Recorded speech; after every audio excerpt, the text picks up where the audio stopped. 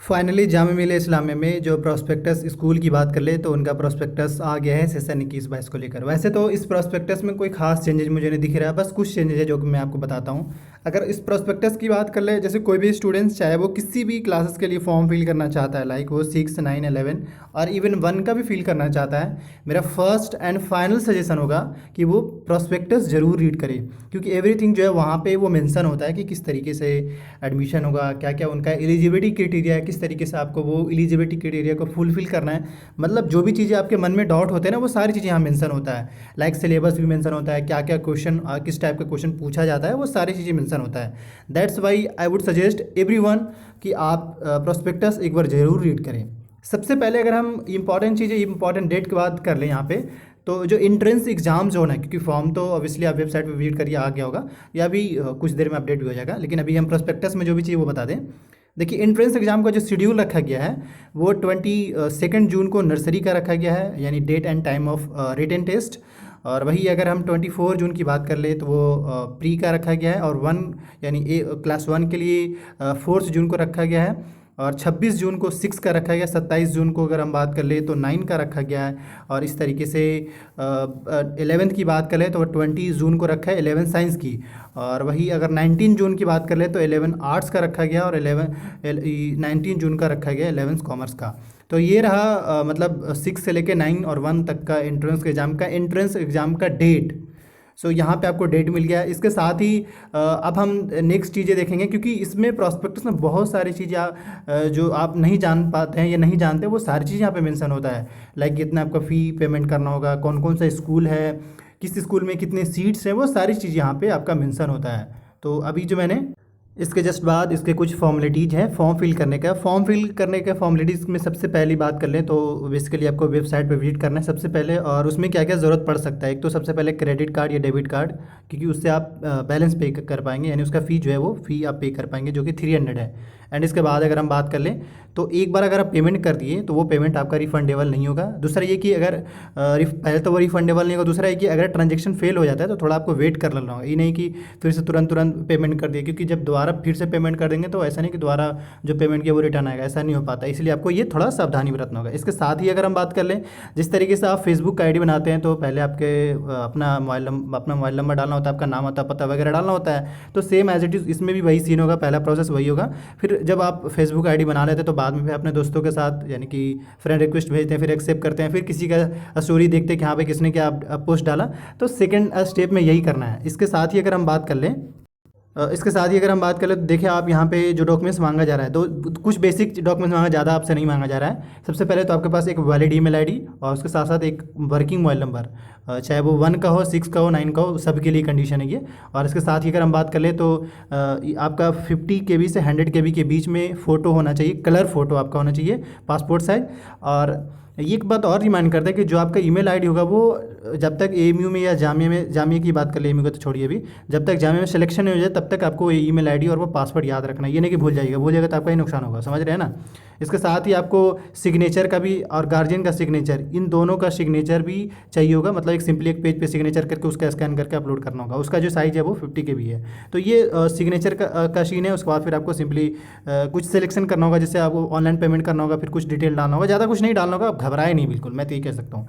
इसके साथ ही आपको फिर आपका पेमेंट कर देना होगा, और उसके बाद आपको ये चूज़ करना होगा कि आपको कौन सा क्लास के लिए फिल करना पड़ता है, तो क्लास का डिटेल डालेंगे। इसके साथ ही अगर हम बात कर लें तो जो एलिजिबिलिटी क्राइटेरिया है वो इसमें साफ मेंशन है कि 33% मार्क्स जो है admission test will be eligible for admission in Jamia school. तो 33% एटलीस्ट आपका मार्क्स होना चाहिए यहाँ पे सबसे। लेकिन ये इसका स्पेशल आप पे मेंशन है, तो मैं आपको वो दिखाता हूँ सिंपली। देखिए, यहाँ पे रिजर्वेशन का जो क्राइटेरिया है वो समझ लें, क्योंकि मैंने इस पर एक वीडियो बनाया हुआ था। रिजर्वेशन का क्राइटेरिया वो 30% जो है वो मुस्लिम कैंडिडेट के लिए रिजर्व है, और 10% जो है वो मुस्लिम में जो वुमेन है यानी गर्ल्स है उन लोगों के लिए। क्योंकि जब फॉर्म फिल करेंगे ना तो ऑप्शन आएगा, तो आपको जो मुस्लिम गर्ल है वो मुस्लिम गर्ल्स डालें, और जो मुस्लिम कैंडिडेट है वो मुस्लिम डालें कोटा में। और 10% जो ओबीसी का, और 5% जो है वो मुस्लिम जो डिसेबल स्टूडेंट्स हैं, चाहे वो किसी कैटेगरी का हो सकता है, उनको 5% का रिजर्वेशन मिलता है। इसके साथ ही 50% जो रिजर्वेशन है वो जो जनरल कैटेगरी के स्टूडेंट्स उनको 50% का रिजर्वेशन है। इस तरीके से कश्मीरी स्टूडेंट्स का भी यहाँ पे रिजर्वेशन है।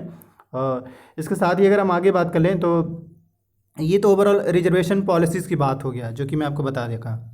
इसके साथ ही अगर आप उसी पीडीएफ को हल्का सा स्क्रॉल करते हुए जब नीचे आते जाएंगे तो वहाँ पे काफ़ी सारा इन्फॉर्मेशन मिलेगा। ये जैसे कि 6, 9, 11 का कितने यहाँ पे सीट्स हैं, किस किस स्कूल में सीट्स कितने हैं, और कब किस डेट में एंट्रेंस एग्ज़ाम होगा, कब तक रिजल्ट आ सकता है, एक्सपेक्टेड डेट, ये सारी चीज़ें। एक बात और मैं कहूँगा कि जैसे जामिया सीनियर सेकेंडरी है ना, अगर बाय द वे चॉइसेस में फिल करना होता है तो जामिया सीनियर सेकेंडरी, चाहे अगर ऑप्शन आता है तो जामिया सीनियर सेकेंडरी डालेगा, क्योंकि वहाँ पे जैसे ये देखिए ना कि जिसमें सीट्स कम है फर्स्ट चॉइस वही डालिएगा। चाहे कोई भी स्टूडेंट्स हो, जिसमें सीट्स कम है फर्स्ट चॉइस वो डालेगा, सेकंड चॉइस में जिसमें ज़्यादा सीट है वो डालेगा। बस इससे इससे यही है कि जिसमें कम सीट है ना उसका फ़ी कम है, और जिसमें सीट ज़्यादा है उसमें समझ लीजिए कि फ़ी ज़्यादा है। बस इससे ज़्यादा और मैं क्या समझा सकता हूँ आपको। तो ये फ़िलहाल हो गया सीट्स की बात कर लें। और इसके साथ ही अगर हम बात कर लें एज लिमिट का, जो कि बेहद इंपॉर्टेंट है, एज लिमिट की बात कर लें तो नर्सरी, प्री और 1 के लिए देखिए तो 3 से 4 और 5 साल का रिलैक्सेशन दिया जा रहा है। मतलब 3 साल का नर्सरी में, 4 साल का प्री में, और 1 में 5 ईयर का वो दिया जा रहा है। इसके साथ ही अगर हम इसमें एलिजिबिलिटी क्राइटेरिया की बात करें, जो कि बेहद इंपॉर्टेंट है, 11 के लिए जो एलिजिबिलिटी क्राइटेरिया है वो 41% होना चाहिए, और एटलीस्ट इंग्लिश में जो होना चाहिए वो 41 मार्क्स एटलीस्ट होना चाहिए। ये 11 आर्ट्स के लिए। 11 कॉमर्स के लिए अगर हम बात कर ले तो 51% है, और इंग्लिश में एटलीस्ट 41% होना चाहिए। इसके साथ ही अगर साइंस की बात कर ले तो 61% एटलीस्ट आपका होना चाहिए, और कम से कम 41% किसी भी पेपर में नहीं होना चाहिए। तो मतलब मिनिमम, जैसे ऐसा हो सकता है किसी पेपर में आपका 70 मार्क्स हो, 5 हो, किसी में 80 हो, लेकिन किसी में ऐसे भी हो सकता है कि 40 से कम हो। तो उस केस में अगर ये 40 से कम होता है तो उस केस में आप एलिजिबल नहीं है, जो कि आप खुद देख लीजिए, पढ़ सकते हैं इसमें। तो ये आपका एलिजिबिलिटी क्राइटेरिया हो गया। इसके साथ ही जो आपके सिलेबस हैं वो भी यहाँ पे मेंशन है, यानी कि देखिए जैसे यहाँ पे अगर एलिजिबिलिटी क्राइटेरिया की बात कर ले तो यहाँ पे मैंने अभी 11 कॉमर्स यानी कि आर्ट्स को बताया, लेकिन वही 9 की बात करें तो 41% एग्रीगेट मांगा जा रहा है। मतलब 41% आपका जो 8 का जो मार्कशीट है उसमें एटलीस्ट 41% आना चाहिए या होना चाहिए, तब आप एलिजिबल हैं। इसके साथ ही अगर आप स्क्रॉल करते हुए नीचे आएंगे तो आपको ये दिख जाएगा कि किस तरीके से क्या क्या है, कुछ चीज़ें मतलब सिलेबस वगैरह दिखेगा, कुछ चीज़ें क्या सिंपली सिलेबस यहाँ आपको देख लेना है। अगर आप सिलेबस चाहते हैं तो मैं फिर से बार बार रिमाइंड कर रहा हूँ, आप क्या करें ना, इस प्रोस्पेक्टस को एक्सेस करें इमीडिएट में। वीडियो के डिस्क्रिप्शन बॉक्स में टेलीग्राम का लिंक होगा। एक बात और, जिस भी स्टूडेंट्स को क्वेश्चन पेपर चाहिए होगा, चाहे वो 9 का हो 11 का हो, इमीडिएट में मुझे मैसेज करें, उनको मतलब टेलीग्राम का लिंक है ना वहाँ जुड़ जाए और क्वेश्चन प्रोवाइड करा दी जाएगी, सिंपली, कोई घबराए नहीं। और इसके बाद जो है ना यहाँ पे सिलेबस मेंशन है, और इस अगेन जो मैं थोड़ा और इसमें इंपॉर्टेंट कुछ चीज़ और भी है जिसमें आपको थोड़ा दिखा दूँ ताकि आप भी कंफर्म हो जाए। जैसे इसमें आगे इंपॉर्टेंट ये है कि जैसे किस किस पेपर में कितने क्वेश्चन हो सकते हैं। जैसे 9th में जो 100 क्वेश्चन होंगे, किस किस पार्ट्स हैं वो भी देखें। 11th में ये देख सकते हैं। इसके साथ ही 11 साइंस में इस तरीके से है, 11 कॉमर्स में ये देखिए इस तरीके से इन्फॉर्मेशन मेंशन है। मतलब इतने इतने क्वेश्चन पूछे जाते हैं, किस किस पार्ट से पूछे जाते हैं वो भी मेंशन है।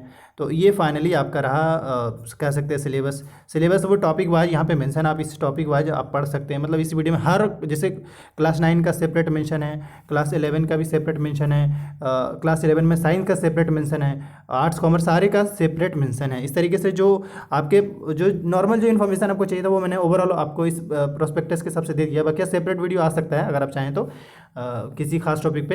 एंड इसके अलावा मैं यही कह सकता हूँ, क्योंकि एक वीडियो आएगी, ऑब्वियसली एक वीडियो आएगी जिस पे कि फॉर्म कैसे फिल करना है, चाहे वो 9 का हो या 11 का हो, किसी का भी फॉर्म कैसे फिल करना, उस पर एक वीडियो आएगी। बस आप अपडेटेड रहिए। और वेबसाइट अभी थोड़ा देर में अपडेट हो जाएगा, क्योंकि अपडेट अभी नहीं हो पाया, थोड़ा देर में अपडेट हो जाएगा तब आप फिल करना शुरू करते हैं। उसका लिंक जो है वीडियो के डिस्क्रिप्शन बॉक्स में मिल जाएगा।